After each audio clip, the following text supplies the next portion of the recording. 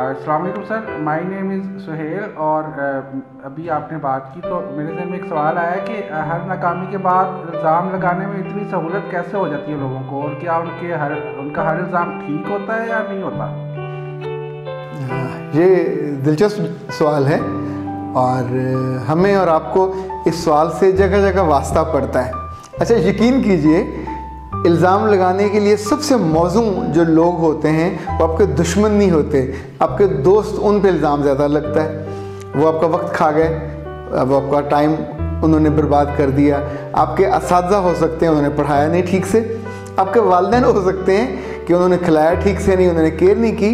लेकिन लोग इतने जालिम हैं कि इल्ज़ाम लगाते हुए ये भी नहीं सोचते कि वो किसके साथ ये ब्लेम गेम खेल रहे हैं। सियाने एक केस स्टडी के तौर पे एक वाक़या बयान किया करते हैं और बहुत दिलचस्प है। यानी यूँ समझे, इट्स अ पूरा सीन है, इट्स अ स्टोरी जो एक माइंड सेट को बताती है। हुआ ये कि एक इलाके में चनाब के किनारे, यूँ समझे कि जैसे सैलाब आने वाला था और ऐलान हुआ हुकूमत की तरफ से। रात को मस्जिदों में ऐलान होता है कमिश्नर की तरफ से, डीसी की तरफ से कि सैलाब आने वाला है, अब अपना सामान लेके और जानवर लेके इलाके से निकल जाइए। सब लोग चले गए, एक बंदा रह गया और ही वॉज कॉन्फिडेंट कि नहीं, मैं नहीं जाऊँगा। शाम को सैलाब आ गया तो फिर सरकारी लोग आए, वो गाड़ियाँ लेके आए, उन्होंने वहाँ स्पीकर लगाए हुए थे, ऐलान किया कि सैलाब आ गया है, अगर कोई बच गया है तो आ जाएं अपने सामान के साथ। तब जो समझो पानी इतना इतना होगा, पर he was standing there and again he refused to go and to accept the help of that rescue team। अब ये हुआ कि पानी जहाँ जहाँ तक आया, थोड़ा और ऊपर हुआ तो वो छत पे चढ़ गया, यानी उस जो उसका अपना घर होगा।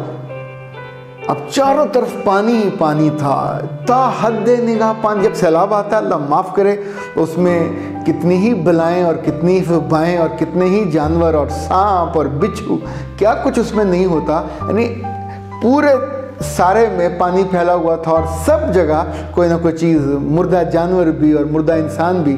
बट ही वॉज डिटरमिन्ड कि मैं बच जाऊँगा। इतने में क्या हुआ कि जो दीवारें थीं घरों की, वो गिरने लग गई। उसका घर थोड़ा कच्चा था, थोड़ा पक्का था, सो छत पे रहा। और इसी दौरान एक हेलीकॉप्टर आया। हेलीकॉप्टर ने आके उसको आवाज़ दी, रास्ता नीचे फेंका कि आ जाओ, तुम्हें बचाते हैं। पर he refused and they were very much worried and they were looking at him and they were thinking कि इज़ ही एबनॉर्मल पर्सन। ऐसे मौके पे जब ख़तरा हो, जान जाने वाली हो, a normal person always behave in a different way. He thinks he prefer to accept the services of a rescue team, but he refused. Okay, वो चला गया हेलीकॉप्टर वापस, और उसके जाने के कुछ देर के बाद वो जो छत थी वो ढह गई, गिर गई, और वो जालिम नीचे आया और पानी में ज़ाहिर है पानी पानी हर तरफ था, और उसका दम घुटा और वो मर गया। अब हुआ यूँ, सियाने ये कहते हैं, आप नॉट द विटनेस। जो दानिश की बात होती है, जो विजडम की बात होती है, वो एंड मैन कोई फिल्म नहीं होती, ना कोई किस्सा होता है, वो तो सिंबॉलिक होती है, जो आपको समझाने या बताने के लिए होती है। तो सियाने कहते हैं कि उस आदमी को फिर अल्लाह के यहाँ पेश किया गया और उसने हाथ बांध के आंखें नीचे करके कहा कि सर, मैं तो आप पे बहुत बिलीव करता था और मैं तो मुझे पूरा यकीन था कि आप मुझे बचा लेंगे, पर आपने मुझको नहीं बचाया। And you didn't come to rescue me. मैं तो मारा गया, मैं तो आप पे एतबार करता था, मैं आपके साथ जुड़ा हुआ था और मुझे फेथ था आप पे कि आप मुझको बचा लेंगे। तो रब ने उसको जवाब ये दिया कि अब भले आदमी, वो जो ऐलान हुआ वो किसने कराया? वो जो लोग भेजे मैंने बचाने के लिए, वो किसने भेजे? वो जो गाड़ियों पे ऐलान हुआ वो किसने कराया? इवन वो हेलीकॉप्टर किसने भेजा? तो तुम्हारा क्या ख्याल था, यहाँ तक कोई फरिश्ता तुम्हें हाथ दे के खींचता और वो ऊपर बचाता? तो ये जो इल्ज़ाम देने वाले लोग हैं, ये किसी को नहीं बख्शते, ये कभी अपनी गलती तस्लीम नहीं करते, ये कभी वक्त पे फ़ैसला नहीं करते। इसलिए लोगों को बाहर ये लगता है कि इल्ज़ाम देने में बहुत सहूलत होती है। इल्ज़ाम दे के आप एकदम से हल्के फुल्के हो जाते हैं, आपको लगता है कि you are not responsible, but frankly speaking you were responsible, you are responsible and you ought to be responsible।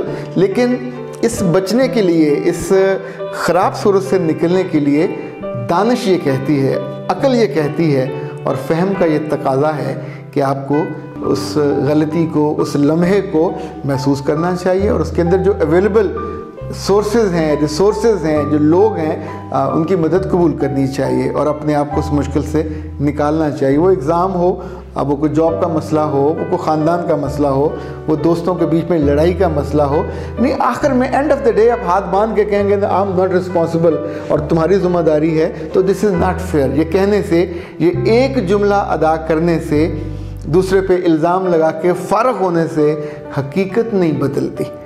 हादसा करने के बाद ड्राइवर ये कहे कि आई एम नॉट रिस्पॉन्सिबल, ये तो सड़क स्लिपरी थी या सामने से आके ज़ोर से टक्कर मारी, तो क्या ख्याल है, ही इज़ रिस्पॉन्सिबल बाबा, जिसने 40 बंदे मार दिए, वो किसी और पे इल्ज़ाम के कैसे फ़ारग हो जाएगा।